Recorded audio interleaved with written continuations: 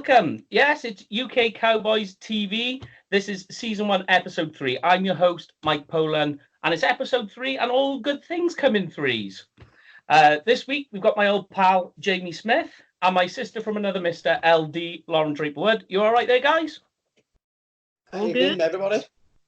Yeah, and then, of course, you can see him waiting in the wind there. Our third team member of the week is a special guest coming live from Barhead, Scotland at 6'1", 240 pounds. He plays left guard. He plays defensive tackle, defensive end for his local team. You've seen his video all over Dallas Cowboys that they produced on him. He's been on several shows of Hanging with the Boys, a long-term friend as well, and a long-term member of UK Cowboys. It's the one and only Paul Stewart. You all right, brother? I'm good. That is probably the best introduction I've ever heard in my life. You've got to come in strong. You see, an introduction of a show is like a sandwich. So you've got the top layer of bread, the meat in the middle of the show, and then you've got to finish off strong with the bottom layer of bread. Yeah, I absolutely nailed it, man. Thank you for that. Well, like we say, always come in strong. But yeah, as I was saying, you obviously you've been on the show Hang with the Boys a few times, so you're good friends with Shannon, as we've spoken about before. Yeah, so basically how I met Shannon was when I first met Lauren and Jamie the first time that night. Yeah. That wonderful night we had at the Sports Bar and Grill in London, the Boys versus Jags game, and Shannon overheard my accent, never met a Scottish person before, and he put a bet against me saying, I bet I can drink you underneath the table. And since then we became best friends after that. Yeah. Drink a man under the table and you become best friends. Yeah, well, by the end of that night, we started doing Ric Flairs against each other's chest, and the security guard had to throw us out. I don't know if you remember that. So have you heard from him lately? Have you spoken? He's in Oxford right now. He's going to be meeting up with his girlfriend. He's got a girlfriend now, so his life's a lot more busier now. But he's doing all right. He's last time I spoke to him, he's just like, when you next come over, he just wants me when I'm over the next excuse to get Yeah. He's doing well, man. Spoke to Dave as well. So Dave's obviously still doing broadcasting. He's doing a lot more stuff with Brian Broaddus and that. So he's sort of kept the toes with all the headlines just now. All that just now. So yeah.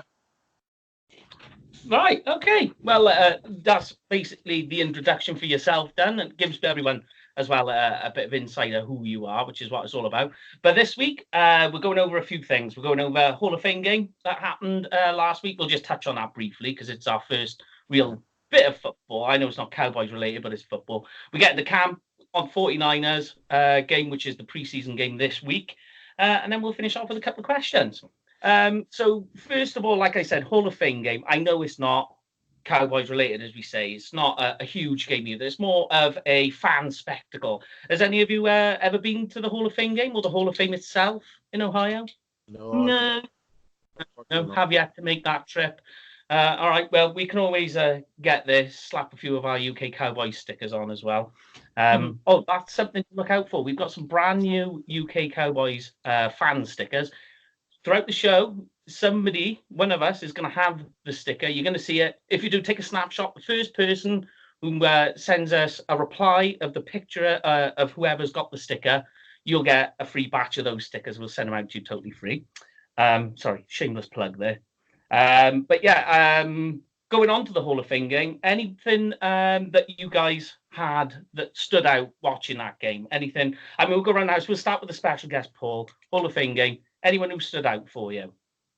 Not really particularly, I'll be honest with you. It's what you can expect. Everyone's just kind of finding their rhythm pretty much. I actually was kind of impressed with the backup quarterbacks, to be quite honest, how they were, how close they were. But I'm going to kind of not go into specifics, but I just kind of felt overall just kind of what you expect from a Hall of Fame game. I mean, I didn't stay up to that, but I just kind of more or less watched the highlights as well and just kind of like see if there was anything that was kind of stood out. But it's just what you can expect from these type of games, you know. Like people are cautious before the season starts, not try and get injured. And there's always the chance of maybe getting cut if you're in that position. Try and make the last 53. So, but yeah, I just thought it was just like a typical Hall of Fame game. It's the nicest thing to say, but it's true. Okay. I mean, just to give you a heads up, mind you, mate, we keep breaking up slightly. We're all losing you. I don't know if it's your signal or your microphone. You're breaking up slightly. Are you getting that, guys? Yeah. I didn't really hear any of that you said, Paul. All right. Yeah. I'll try and get a little bit closer then. I'm not sure if it's the microphone or the actual signal that you got, but sorry, didn't mean to cause any trouble there. It's just seems to be a thing. Let me put my headphones on just in case there's any interference from the speakers. Okay. All right, yeah, sure. Well, we continue. Lauren, who stood out for yourself? Probably on the same lines of Paul, I think it was, from what he was saying at the beginning, the Falcons backup quarterback. I mean, we seem to have had Matt Sharp seems to have been backing up Matt Ryan for about 110 gazillion years. But who was the guy? Ben Kurt? Was it Ben Kurt? Yeah. I thought he looked decent. Yeah, what did he do? He hurt his toe or something, didn't he? So he's on IR now. But yeah, I thought he looked decent. Yeah. Yeah, he did. Yeah, I was quite impressed with him. Myself, the two quarterbacks from the Broncos. You've got Drew Lock, Brett Ripien. For me, Ripien played better. I thought he was the better quarterback. But for you, Jamie, who stood out in the Hall of Fame game? I know we just briefly gloss over the game, then we can move on. But who stood out for you? I'm going to let the side down. When it comes to preseason, if it's not the Cowboys, it's very rare that I'll watch anything. I've watched the highlights briefly. Yeah. I think I'll go what you said. I think Drew Lock looked all right, I say, but I suppose when it's the Hall of Fame game and you can't really get much off it, can you? So, yeah, I'd probably just say him, but I didn't watch a lot of it. Sarah just popped her head in. Hi. Hi. You all right? Okay, thanks. Well, there we go. Yeah. I'll give her an Ed Butler. Joking. That's gone on the highlight reel. That's going in the highlight reel. I'm in stitches. Just 5 minutes there we go.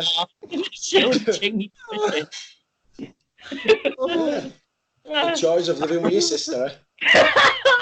Should we just say on that note, Another special guest. Oh, I don't feel as bad now.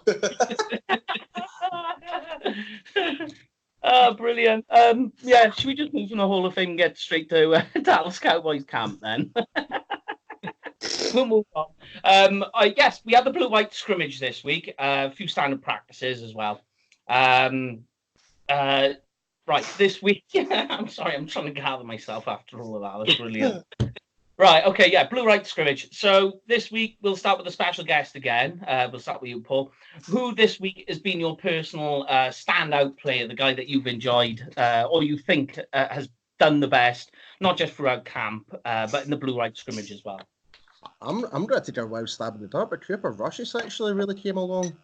Okay, yeah. But other than that, also the running backs filling the gap for Zeke. I'm really impressed with Pollard, and I'm really impressed with Weber. So I'm feeling like if Zeke does manage to get his contract sorted, then great, wonderful. But at least we know we've got Pollard, Weber, and also Alfred Morris as well. So it's like we've got a good, a full-on unit of running backs that we can rely on. And so have you seen how Kellen's been using Pollard as well and pushing him out to the slot? Yeah. I really in that sneaky move. So you create that instant mismatch of the linebacker on a fast running back push to the slot. Very sneaky. I do like that sort of move. And yeah, it's very... yeah, it's kind of like not to use Beasley, whatever, like kind of like because of his size and that, like he's smaller than you would expect from what Randall Cobb is doing right now. But Pollard's kind of like he can actually play that position as well if you want to be that small slot receiver. So it's like you've got a good balance of both that. You can shift them about. So Yeah. So I'm quite impressed. Yeah. All right then, Lauren, ladies first.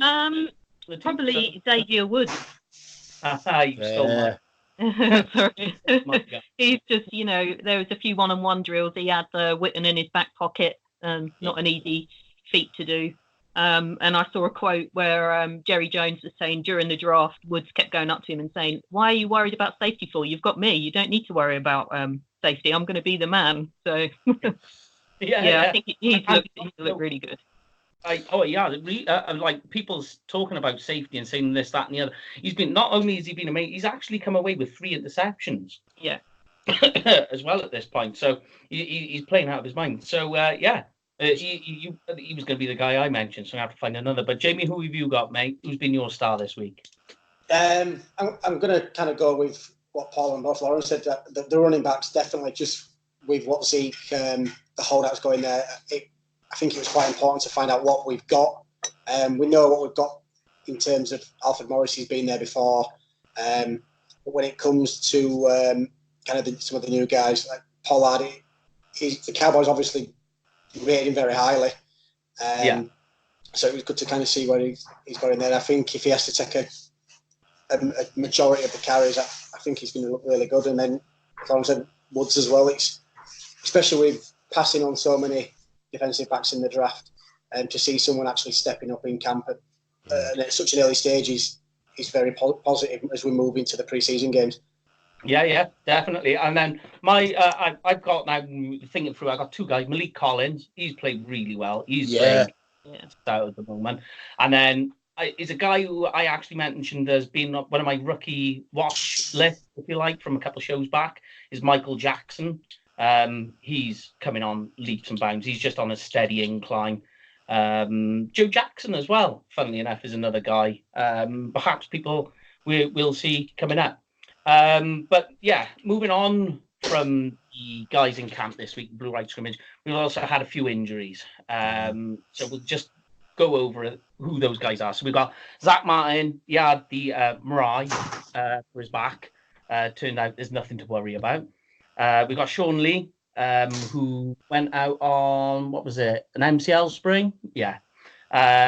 We've got Amari Cooper, who went out with a bruised heel. We've got an offensive guard, Whitman, who's out with a calf injury, looking at 1 to 2 months. So out of all of those guys, turns out that Whitman's really the only major one. But out of all those guys, who's the most concerning if he was to be long term? I mean, who would be the worst for you, Paul? Well, I was just going to say, is McGovern not injured as well? I will check on that. He might be. I can't remember. I haven't heard. We lost Robert Flynn yesterday to a fractured hand as well. Yes, that's right. They think he'll be back to week 1. So. Yeah, because I mind Stephen Jones came out in the interview. He's like, as long as he's ready for week 1. Yeah. Like, so it sounds as though they were really happy with his production throughout camp up to that moment. So, but yeah, anything to boost up the defensive line, I'm quite happy with. But in terms of the injuries, it just seems to be every one of them don't really seem to be really that severe. It just seems to be like sprains and being small fractures. And so, all in all, I'm actually kind of quite happy there's nothing being too severe. Sean Lee will come back, people come back, so I'm not worried at all. So, and I know the other one, Byron Jones, as well, isn't it? But apparently he's nothing major as well.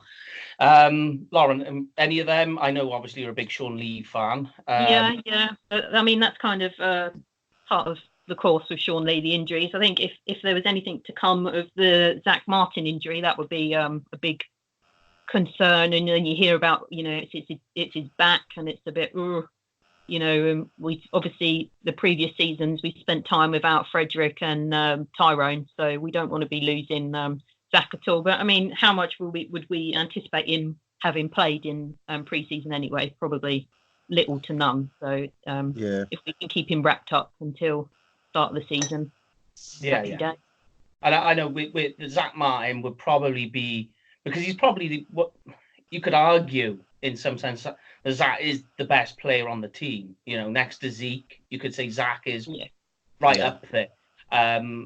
So not only is Zach probably the most concerning, also we're very, very light if you look at the roster in guard. So, like, you know, you haven't got many people who can fill that slot. So, yeah, for me, it would be Zach. But any of them concerning to you, Jamie? I won't say concerning as a whole, but I just think Sean Lee, we all know what his injury history is like. And it's getting to that stage where we need him on the field. I know we've got some good up and coming linebackers, but just what he brings to the field. I don't know why the Cowboys just don't completely wrap him up in bubble wrap and just say, look, maybe just do some walkthroughs. But yeah, let's say when he doesn't play, he's a good coach on the side. But I think he's one of them that leads by example when he's on the field. And the play of players like Jalen Smith and Van Der Esch last year just shows when Lee's on the field with them. You've got to keep him, I say, just bubble wrapped. Oh, yeah, without a doubt. The only other thing we've had roster-wise, the Rico experiment's over. Yes. Yeah. Were you all happy with that then? It's all done. Thanks God. It's just a shame. Yeah, it's just a shame that his route running wasn't as good as his post on social media. He'd have been a phenomenal Titan. Yeah. I mean, the thing is he's got the perfect frame for and size. What you look for in that what's the word I'm looking for? Like that sort of mold. The ex-basketball player that comes to tight end. Like you know Antonio how Gates, it's worked in the past, you know. But like you were saying, Lauren, you know, about 5 minutes after he got released, you know, he's like, oh, there we go. There's a future New England Patriots Hall of Famer coming in. Yeah, it is just typical. You know, it will happen. He hasn't got the brain, has he? That's the thing. I think that he struggled with the playbook.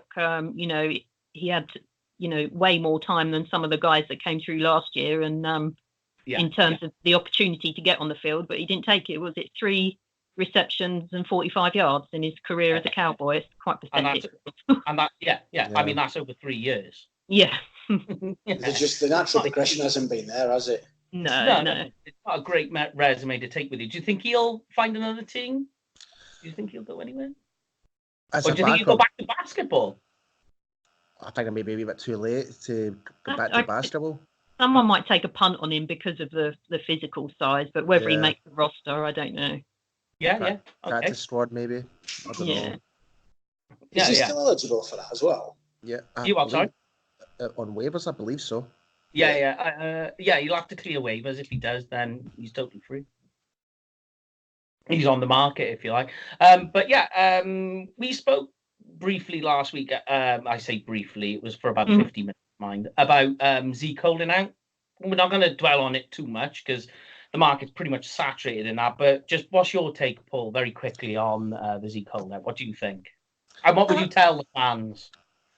I wouldn't be too worried about it. I mean, it feels like it's Emmitt Smith all over again, you know? And after hearing the interview with Jerry and Stephen and that, like, they're not seem to be that quite worried about it, but in a way, it's kind of damaging Zeke more because I don't know if any of you might have seen Dak's interview the other day. He's willing to just play the ball and not worry about the contract. The money will come eventually, regardless. Nah, he just wants to focus on the game. But that should be like, for me, I think Zeke should be taking that approach. Like, but I understand from his position because a running back's a more shorter-lived career. All it takes is one hit, and it could be may never play again. So he's trying to cash in as much as he can so early on. And I can understand that it's a business, but it's one of those how it's. But in the end game, I think Jerry and Stephen will get it done for Zeke and. Without. So without a doubt. So, but I'm not worried. But he does deserve to get paid for what his production has been for the Cowboys. Absolutely. Definitely, yeah, totally. I don't think anyone will argue with you there. But yeah, a few other things that I've seen in camp that I thought I would bring up as a nifty little question. So throughout week, we've seen obviously the offense running. We've seen Jason Witten, a bit of Amari Cooper. But here's one for you, a question I posed to you. Out of the two guys, Amari Cooper and Jason Witten, who is the best route runner? So again, we'll start with you, Paul. Out of the two, best. I'm gonna have to go with Captain America, Jason Witten still. Yeah. Experience comes more than obviously Mary's still young and he is a dynamic wide receiver and he's shown that and with the Raiders and he's shown it with us. But Witten's been like that through his whole career. Like runs the Y route, like given the options of different routes and that, and you may have seen that on the All or Nothing, that how he explains his route running and that as well. I just find Witten is just a perfect example of that. Yeah. It's very reliable. Yeah, and you can see that the coaching him in that sense, being able to coach tight ends into how to do that sort of right run, because he is quick off the mark. What about you then, Lauren? Out of the two, who's the better right runner? I feel quite bad as I'm wearing a Jason Witten t-shirt at the moment, but I'm going to go with Cooper for this because I think he's just so smooth when you watch him run. Quick feet is one-on-one, and I don't think there's too many more in the league that at wide receiver that run as clean a route as what he can. There's definitely the argument that he's not top 5 wide receiver in the league, but I think when it comes to route running, he's definitely up there. But there's no wrong answer in that if you've got Witten or Cooper. Exactly. That's what I thought I'd pose it to, just to see what we get. I get a bit of an argument, but I'm totally with you. I think in terms of wide receiver in route running, I would go as far as to hot take it and say that he is one of the top 3 in the NFL in terms of wide receiver in route running. The reason he's not deemed a top 3 wide receiver is because while he was in Oakland, he did have a lot of drops. He wasn't known for it in college, but it did happen while he was in Oakland. I think a lot of that was just down to, I think, concentration, and maybe he lost a bit of heart playing for Oakland.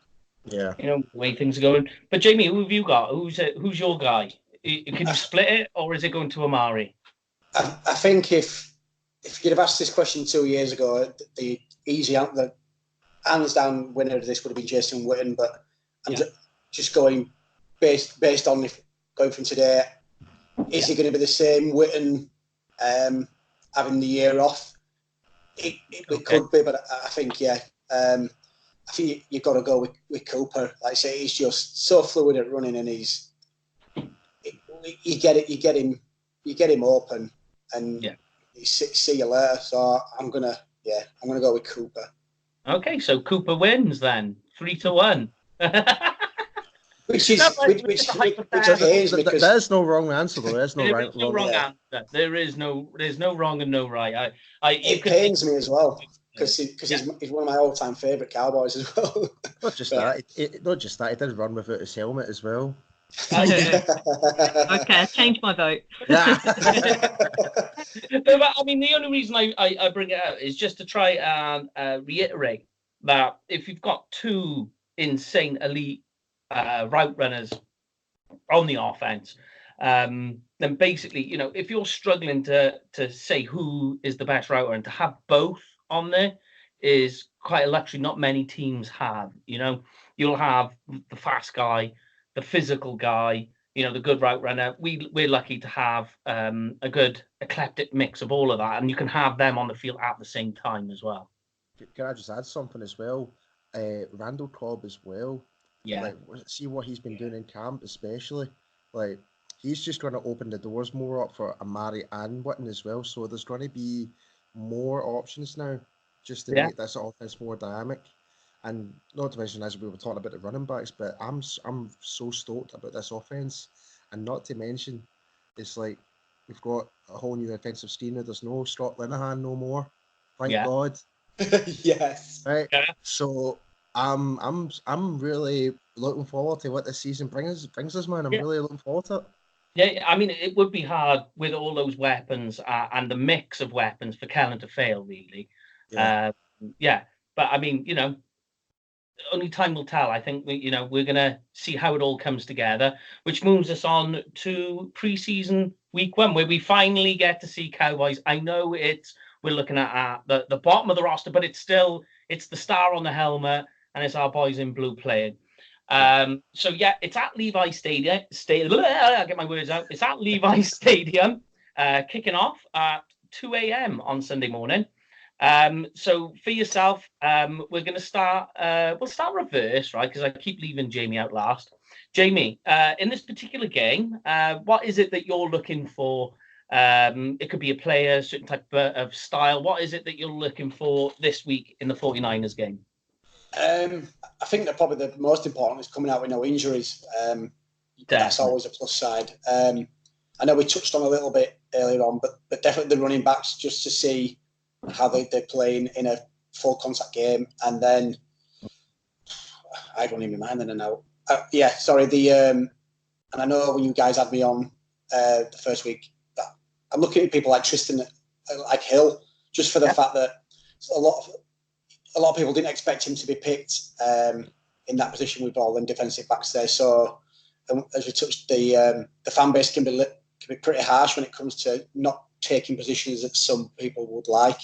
So it'd be good to see him hit the ground running, and really stamp his authority as being maybe not a starter to go into week 1, but to get a lot of snaps. Yeah. Yeah, all right. That's a good one to go with. All right. So what about you then, Lauren? Who is it, what is it that you're looking for in this? A position, first of all. I think Brett Mayer and at kicker. I think he's still been a bit, squeaky in camp by the sounds of it. He'll go and nail the long ones, but he's missing from 33 yards. So, it'd be nice to see him get through a game and kick everything. And a couple of players. Dorrance Armstrong, he's been playing at left end, I think, covering for Tank during camp. I know Marinelli says he can play either end, so it'd be good to see if he can push on and get one of those spots, certainly through preseason, and maybe push on, get a little bit higher up the depth chart. And probably, maybe might not make the roster, but Reggie Davis, I think he's really stood out in camp as one of the wide receivers. Possibly pushing Rich's favourite boy, John Vare. So we'll see. I think he could do a bit of special teams, maybe pushing Tavon a little bit. So we'll see. He's another small guy. I think he's only 5'10", 5'11". So he's not a big guy, but he's made some good catches.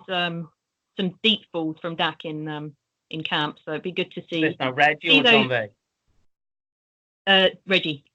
Reggie, okay, yeah. So it'd be good to see that sort of like bottom end of the wide receivers, see what they turn up with. Definitely, yeah. I'm the same. I'm particularly looking forward to seeing maybe what John Vay Johnson can do, because I've seen quite a lot of connections with him going on.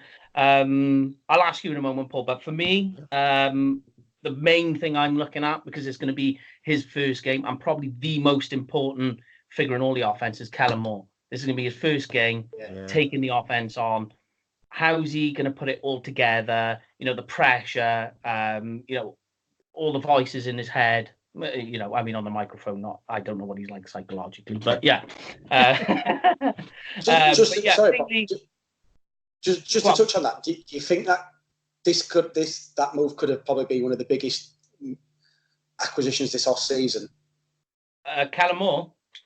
Yeah, just from a standpoint where we used to watch games last year, didn't you? And you knew 3rd and 18, the Cowboys had run a slant, and now nobody knows.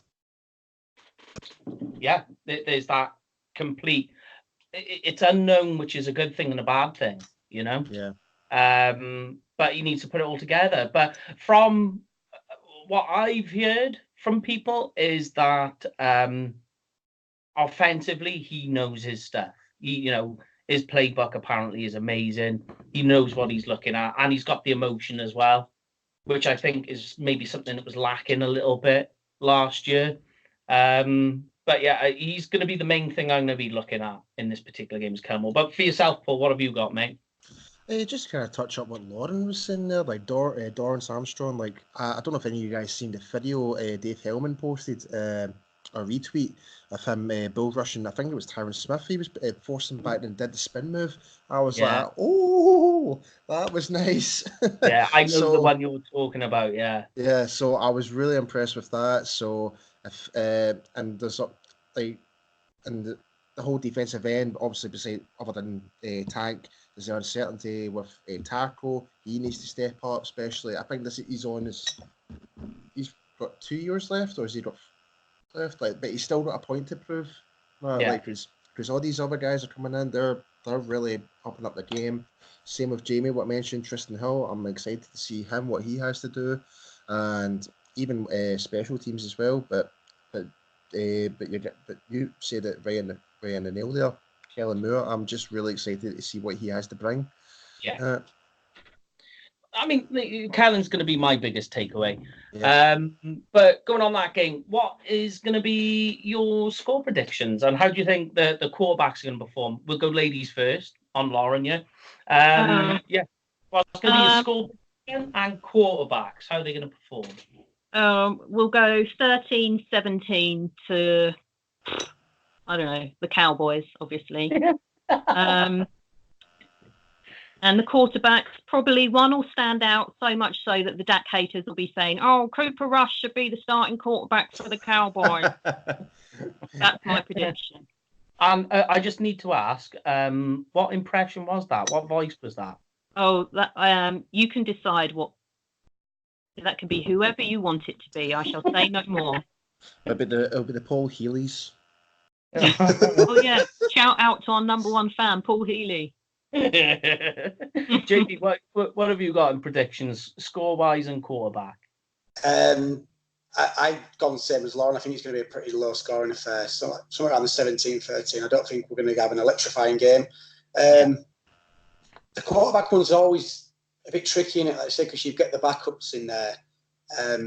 One generally seems to stand out, and then the other doesn't. And then when it gets to maybe filling in a game, they don't really kind of step up in the regular season. So as long as they kind of keep it close, so like say people like Garrett and Kellen Moore, if they decide to drop a quarterback and and just say we're going maybe with two, it's not kind of made for them in terms of because one's played really poor. It's which guy deserves it more because they both played really well.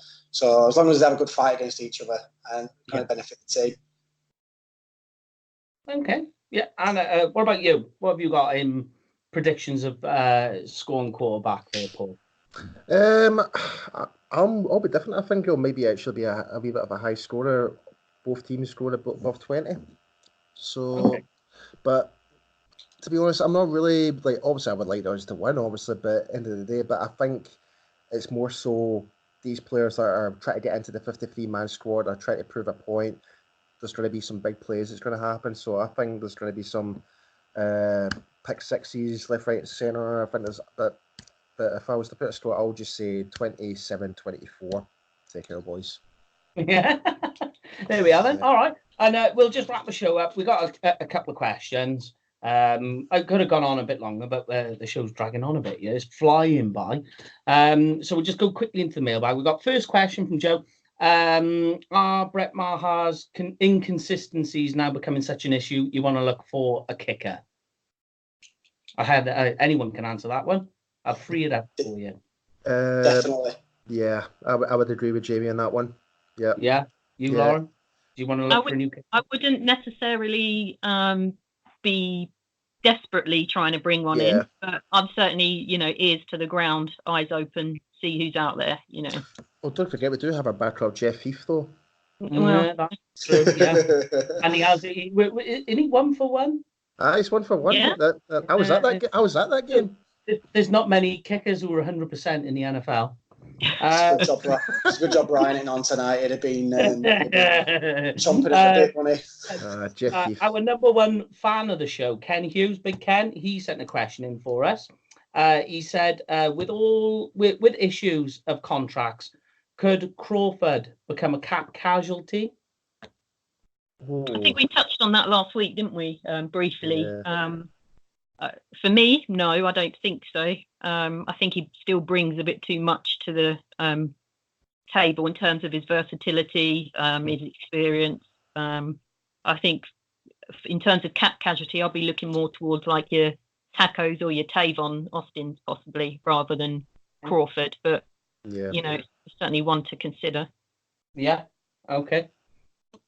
I totally agree with Lauren, everything she just said there. Like, I see Crawford just being, he's reliable in every position at end, nose tackle, or even like a defensive tackle on an offset, like a free tech or a 2i or whatever and that. So, and you know me, I love my defensive linemen. So, yeah, I'd keep him ahead of, ahead of Tavon or tackle. Just say, tackle's just not really lived up to expectations, unfortunately, but hopefully he rises up to the occasion, hopefully improves us wrong. All right. Yeah, and then the very last question, and we'll start with you on this one, Jamie. There's been a lot of talk of the team releasing a defensive lineman since we're so deep there. What's your take on that, mate? What do you think they're doing there? What's the reasoning, or what do you think they're making a move for? I think it's going to be to strengthen in other areas. Like you say, it's always good to have extra bodies in camp. But like you say, they'll know majority of what they want to do at the D-line. So, yeah, I think it'll be to strengthen maybe somewhere like the secondary, or maybe, like I say, because we're a little bit light at guard, so maybe to even just add somebody in there. But I think people touch it probably somewhere around the tacos, maybe. I don't think it'd be one of the big dominant ones like a Crawford or anybody like that. Okay, yeah. Paul, you got any take on that, on those sort of moves, what it is they're doing, or what do you predict? I'll be honest, I actually have no idea on that one. No. If there was someone that was to go, I don't know why I keep mentioning him, but I think it might be tackle. Possibly send him away for a trade, possibly, because he still has that tag of first rounder on him. He might be better with a different system. So some teams might look at him in that way. They might get a couple of lower round picks on him or something. I don't know, but that's the only thing I can really think of in that scenario. Yeah, and obviously it frees up a bit of cap as well. Yeah, that as well. Yeah, Lauren, you got any take on that?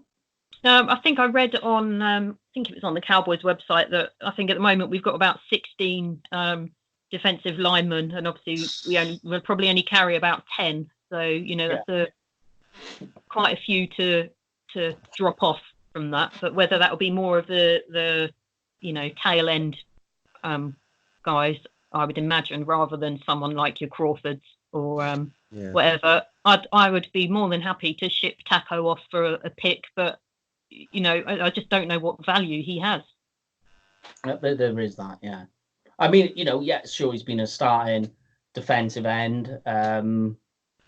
And I mean, obviously, you've heard as well that, Robert Quinn, the injury. Do you release Taco knowing that Quinn's got that issue that could crop up again in the season? I don't know. It's a hard one to say, really, with Robert Quinn, because you've seen players that have actually had a lot of good, I'm not using myself as an example, but whenever I'm playing it, I've done my wristing a few times and I just tape it right the hell up and I play fine with it. So and it's just a healing process for Robert Quinn right now. If Pierre-Paul can play without fingers, I'm sure Quinn can play with a bit of strapping on his hand. Yes. Right. Well, there we go. That ends this show. Thank you very much, Paul, for coming on. You're gonna. I hope you can come back on with us again in the future. I would love to. Absolutely love to, guys. And it's been too long seeing all your faces, that's for sure. But definitely again. We can have a get together at the Edinburgh Fringe. Or guys, if you guys come up here, I'll show you a good time. That's for sure. Jamie keeps offering me to go out on the drink with him, so we'll have to get together on that at some point. Maybe the Fringe, you never know. But yes, thank you very much for coming on. Thank you very much, Lauren, LD, as I always say, and Jamie. Don't forget to follow us on Instagram, Twitter, Facebook, wherever you are. Don't forget as well to follow our good friend Paul here. You'll see him out and about. He's always doing the rounds. But thank you very much again, guys, for joining us this week. Join us next week as we got another special guest joining us. So keep an eye out for that one. But for now, thank you very much, everyone. Goodbye. Yeah.